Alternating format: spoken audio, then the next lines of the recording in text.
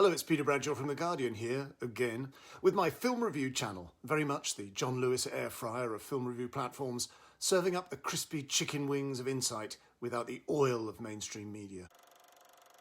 The year's best Christmas movie arrives here a bit late for Christmas. Alexander Payne's The Holdovers is a genial, gentle, redemptive dramedy which hits that happy, sad, sweet spot with Payne's sure aim, taken from TV writer David Hemingson's impeccably crafted autobiographical screenplay, a masterclass in indirect character revelation and plot transitions.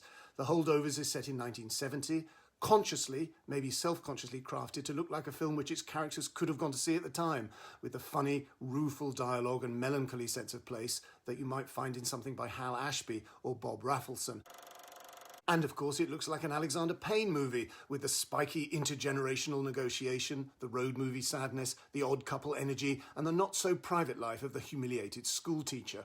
Paul Giamatti plays Mr. Hunham, a bad-tempered classics master at a New England boys' boarding school, where he himself was once a pupil, a stickler for discipline and standards. He's unmarried and lives at the school, and the film shows he is in the same state of arrested development bachelorhood as his pupils, but with squalor and disillusionment in his case well advanced. Like Giamatti's character in Payne's film Sideways, Hunham is a drinker, though without any pretensions to connoisseurship. Like Matthew Broderick's character in Payne's Election, or indeed Reese Witherspoon's character in Payne's upcoming election sequel Tracy Flick Can't Win, Hunham has learned to absorb disappointment and frustration as part of the teacher's working life.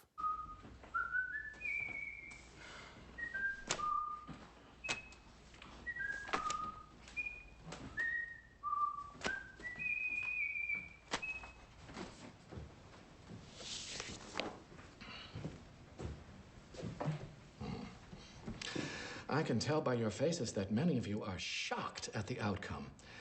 I, on the other hand, am not, because I have had the misfortune of teaching you this semester, and even with my ocular limitations, I witnessed firsthand your glazed, uncomprehending expressions.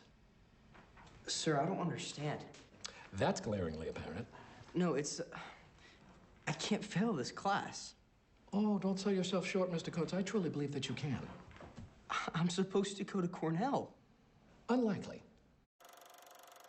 He's loathed by pretty much everyone, but especially the principal, Dr. Woodrop, played by Andrew Garman, who is furious at Hunham for flunking one of the richest boys, thus ending any chance of more donations from his wealthy father.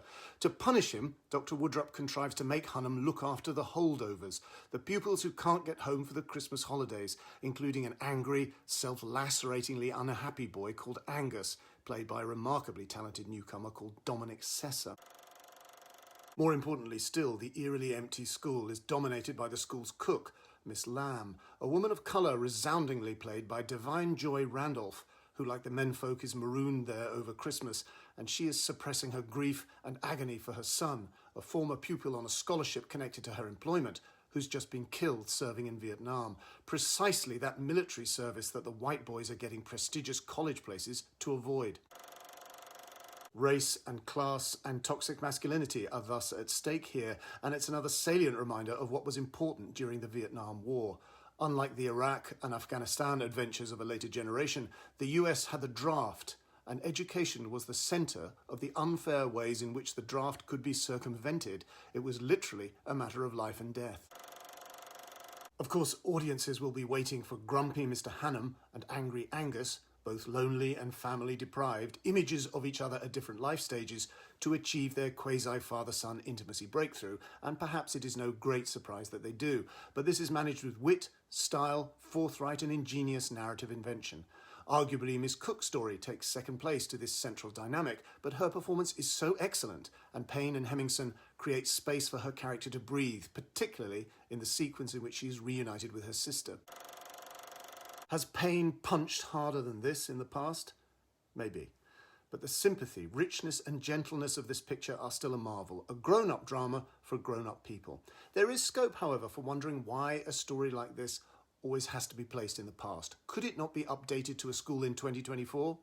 I wonder, just as I wondered while watching Paul Thomas Anderson's Licorice Pizza, if the 70s setting gets the filmmaker out of being bogged down in the 21st century world of identity politics and the more clamorous demands of contemporary issues, allowing everything to happen in a paradoxically innocent world of political and social guilt. Well, what a unique talent Paul Giamatti is. It's such a pleasure to see him play a movie lead. That's it. Please give this vlog a like and a share on your hugely influential socials. Please do the right thing by me and yourself and subscribe and leave a comment. Please check out the podcast I'm doing with the very cool film writer Emilia Rolovich, A Matter of Life and Film. And please, please, oh please, buy my book, The Films That Made Me, an edited selection of my essays and reviews for The Guardian. See you next time.